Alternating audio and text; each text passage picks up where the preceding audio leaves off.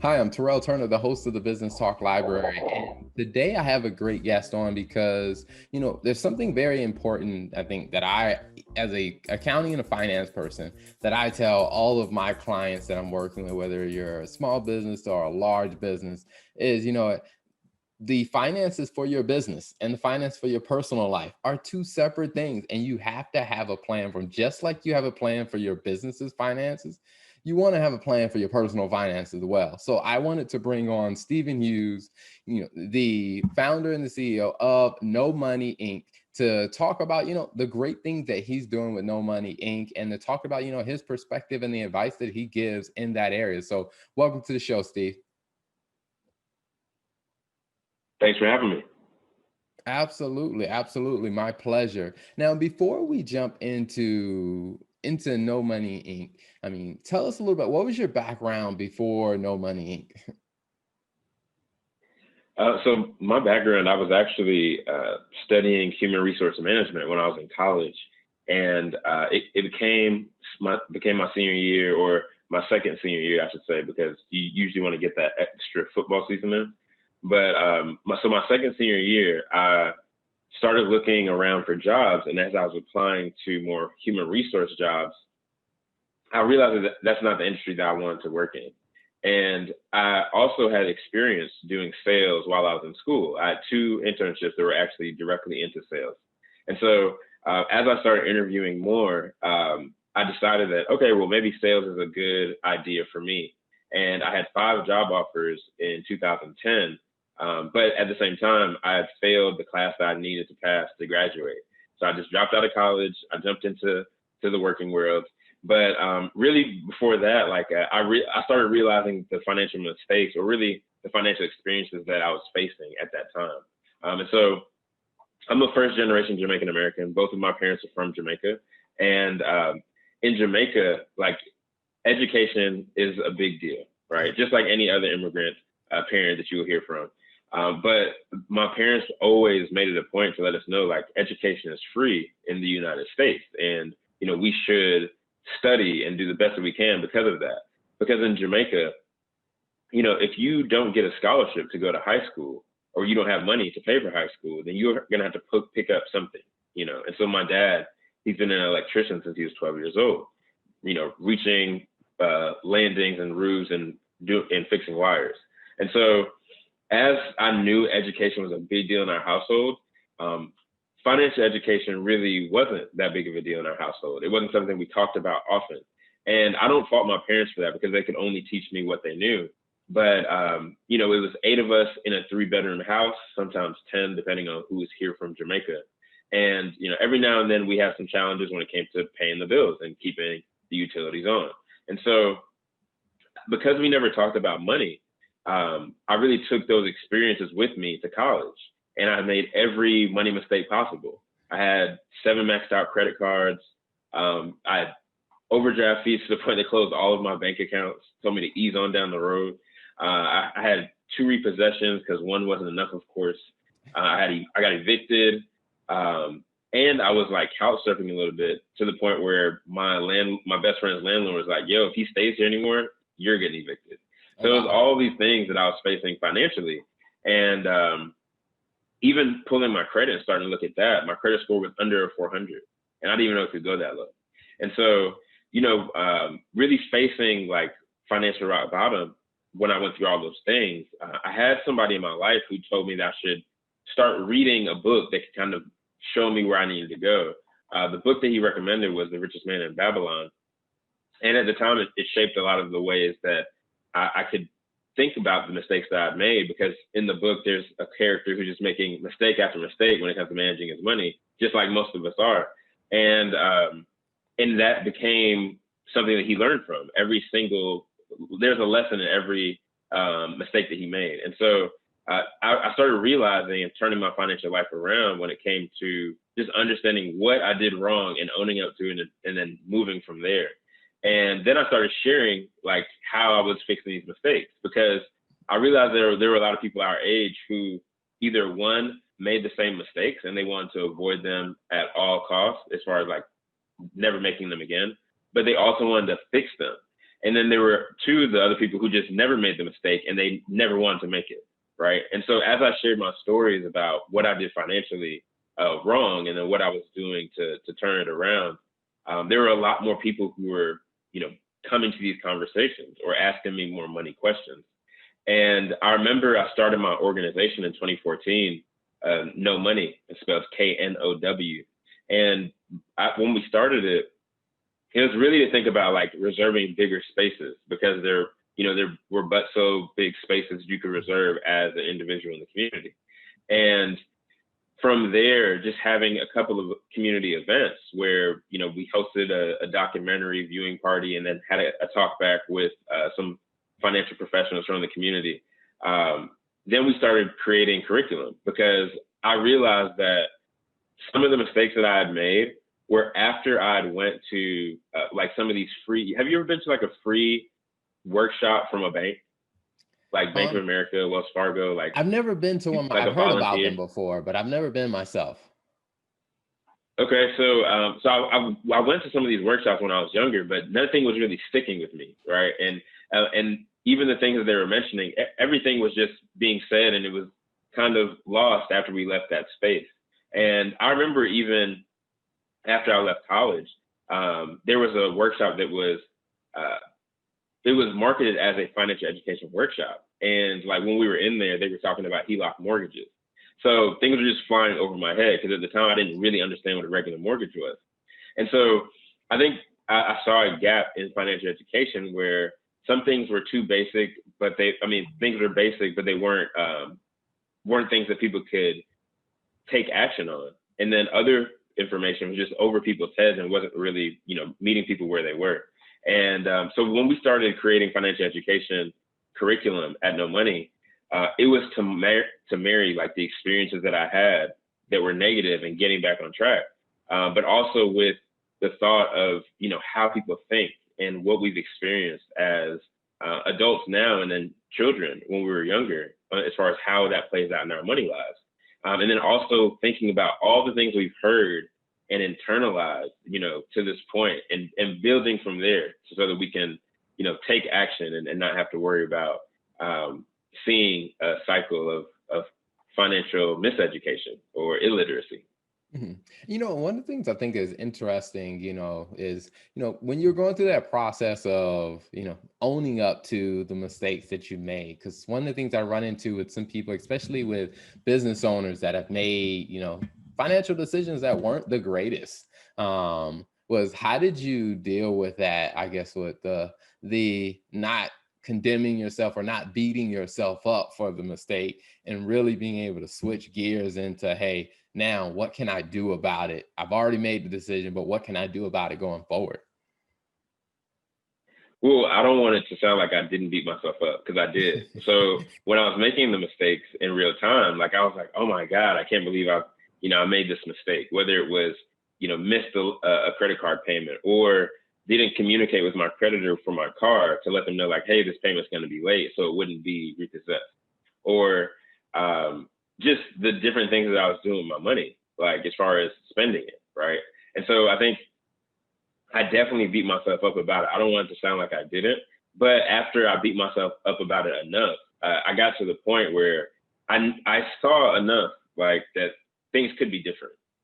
And I knew a couple of people in my life that things were different. They didn't have the same financial experiences I had, and so that's what really kind of helped me start turning things around.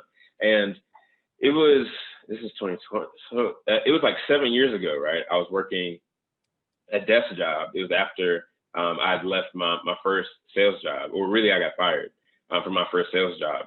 And I think that when I was sitting at that desk job, I started listening to like motivational speeches every single day from Les Brown, from Jim Rohn, from all of these different people, right? And just to recondition and retrain my mind, because one thing that I talk to people often when we're talking to Black college students about, building their real legacy of financial literacy is that it starts with your mindset, how you think about money. And we start breaking down some of the money myths that we've heard, like money is the root of all evil.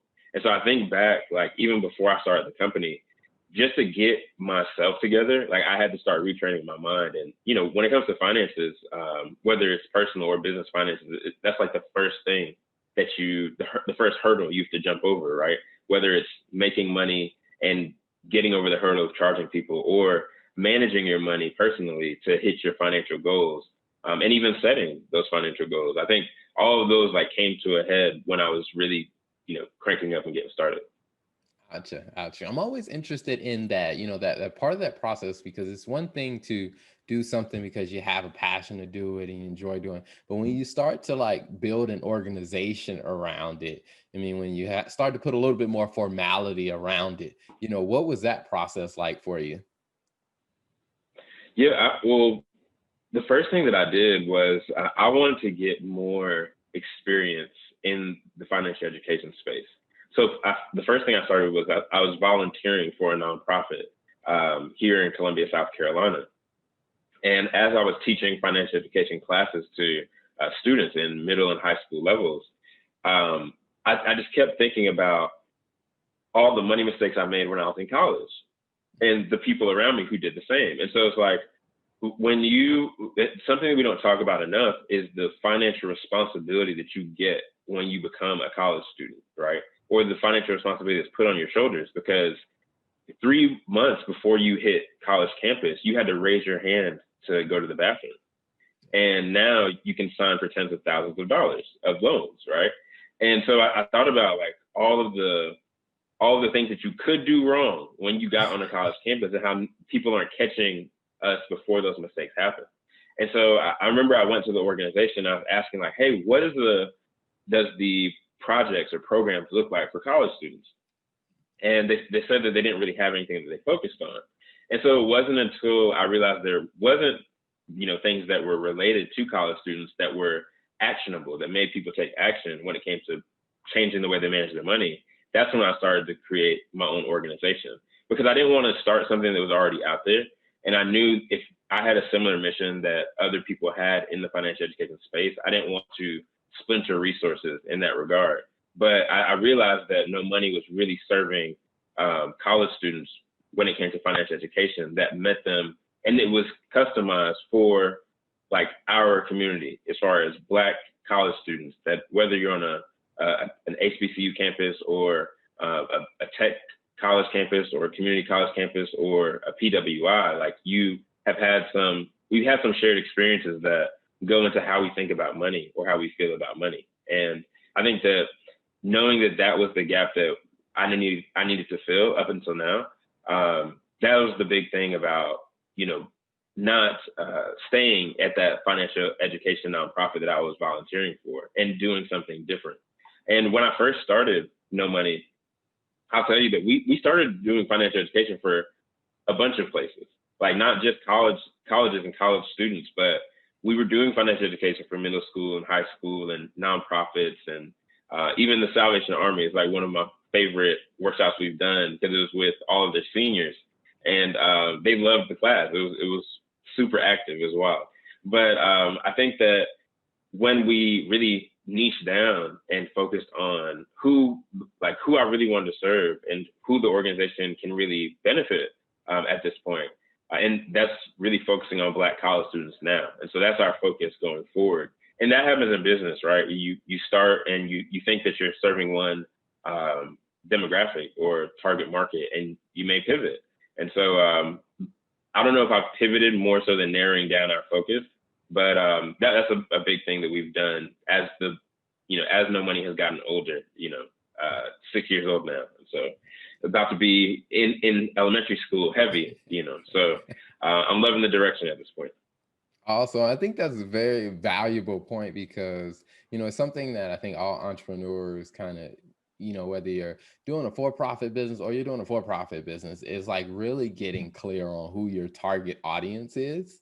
Because I think that's one of the things that, even in myself, I struggled with, my consulting that I did, even with the podcasting, is just like figuring out like, hey, who is your audience? Because you don't want to leave anybody out. But I think, like you said, you start to crystallize and figure out, you know what, I'm the best fit for this demographic. Like this is the demographic I'm the best fit for. So when you think about, your demographic, when they're reaching out to you to figure out, hey, what is it that No Money has to offer through whether it's services or products?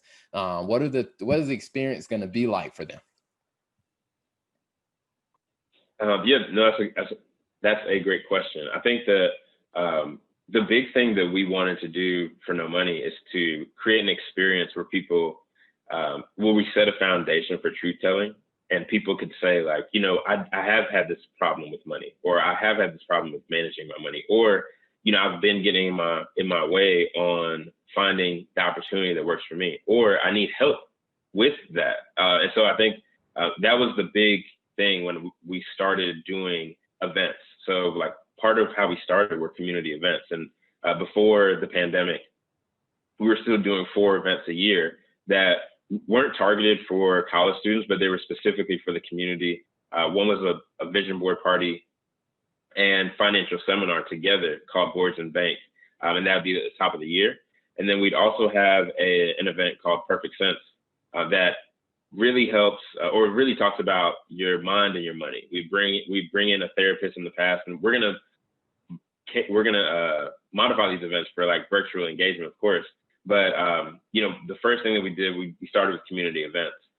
Then, as far as serving our target market, especially on the college and university side of things, because more institutions are thinking about how they can educate their students when it comes to financial education. Like no one wants for students, or I won't say no one, but I don't want students to take on student loan debt, not knowing what a payment's going to look like when you leave the campus, or having ideas on how you can fund your college education without taking on student loan debt, right? And so I think as we wanted to get that information out, the best way that we have found is doing workshops and really doing a high engaging facilitation in these workshops. So they're high energy. Like so, we always play games. We always are focused on helping people take action right there in the workshops. And whether it's helping college students think about mapping out their top 3 financial goals, and them also recognizing they've never taken conscious or specific time to say, this is exactly what I want to happen in the next 1, 2, or 5 years. Or if it's how to build a business. We have a youth entrepreneurship masterclass that we do. And so the other thing that we do outside of community events and workshops that have now moved virtual is that we have ebooks that we've used to kind of extend the lesson, right? Because maybe we can only be in front of you for an hour and a half, 2 hours, but there's so many other questions that you may have that's connected to this specific money topic. Like, okay, you set your financial goals. Well, where do you go from here? Or what's the next step? Or after you hit these goals, how do you set more goals? Like, what's the next step to that? And so those are the 3 things that we've really focused on: community events, workshops, and content as far as ebooks. But this year, we're really cranking up our social media presence as far as how we serve students, because I know that content is consumed on all of these platforms, and they're turning into educational platforms. Like if you're on Instagram, depending on who you follow, you may get a online MBA out here. And so another thing that we've done, our inaugural Bankroll Summit, it was a 1-day money conference for college students, and we started that in 2019.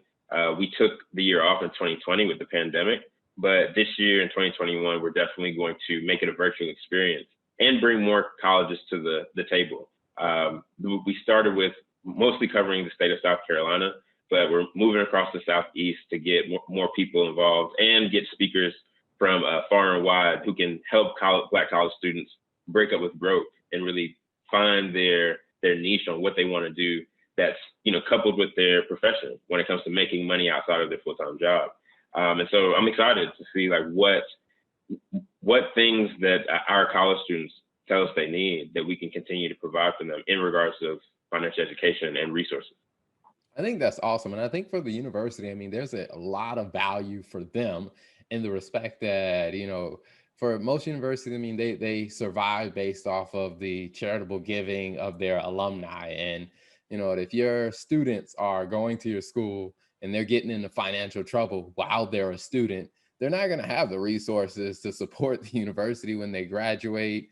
And they're also not going to have, like I said, that essential skill set that you guys are teaching, which is how to handle your money, which I think is fundamental to every aspect of your life. I mean, after you get out of school. So I think what you guys are doing is great. So where can people find you guys online, and where can they follow you on social media?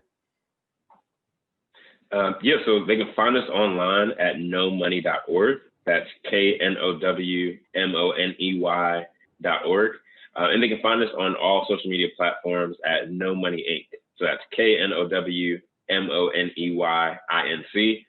We're mostly active on Instagram, but you can find us on Facebook and Twitter as well. And if people are looking for me, they can find me at No Money Steve. That's KNOWMONEYSTEVE. Awesome. Awesome.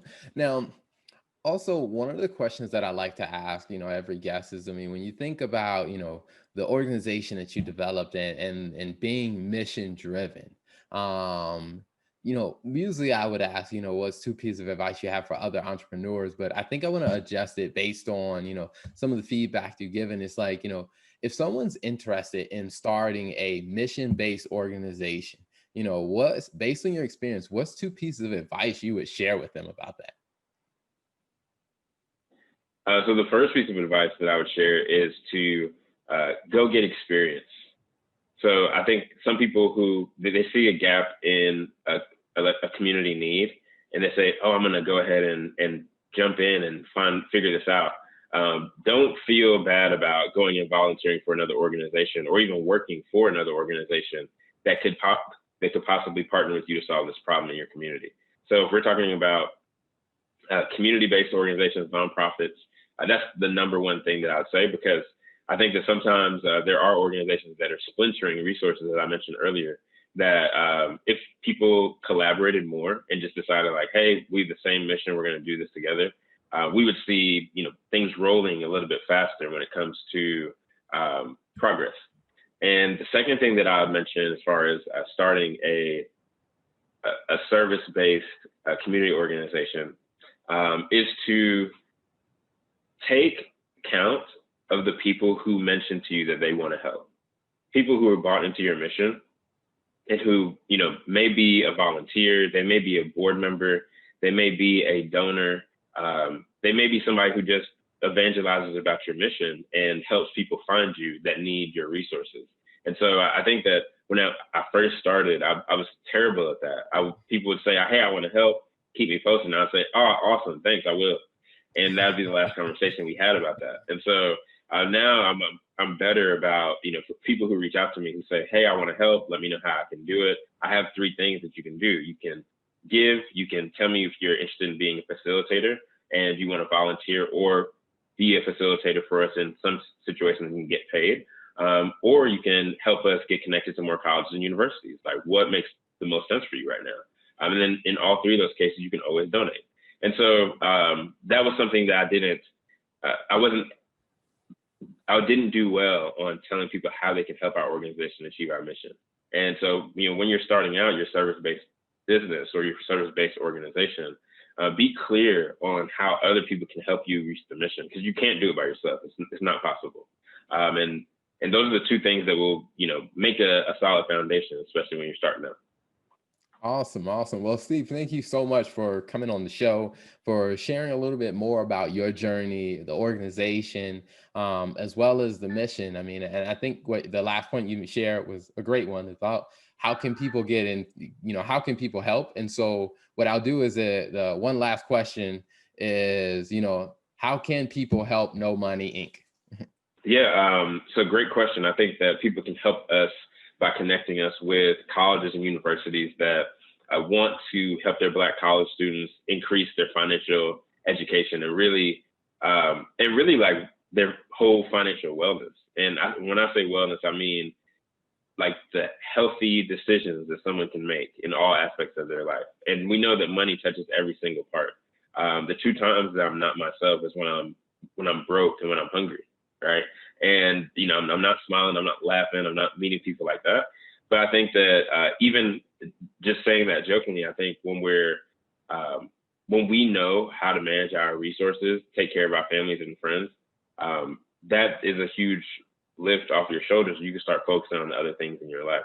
And so I feel like I don't even remember what your question is now that I feel like I'm rambling now, but I know I know that I wanted to mention that, like, as we were talking and having this conversation, because that's something that's like top of mind right now. Yeah, the question was, how can people help and get involved with No Money Inc? Perfect. So clearly answering how can people get involved and help No Money Inc. You guys can go to our website. It's nomoney.org. It's KNOWMONEY.org.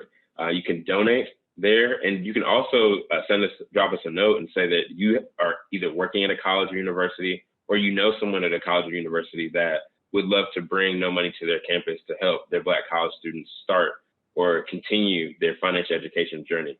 And if you're interested in volunteering or becoming a facilitator, like you're a financial professional, and you want to learn how to better share your stories and experiences with our college students, like in our community, so that they can understand how money works or how money pitfalls have been experienced and fixed, reach out to us, because we're always looking for facilitators, whether that is especially virtual right now, but in the future, I feel like we're going to return back to campuses, and we want to be able to accommodate schools that we're working with across the country.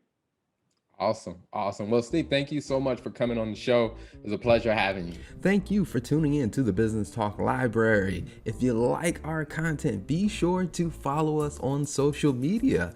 And if you want to see more of our exclusive content, you can subscribe and become a member on patreon.com/Business Talk Library. Hey, the Business Talk Library is the place where business makes sense.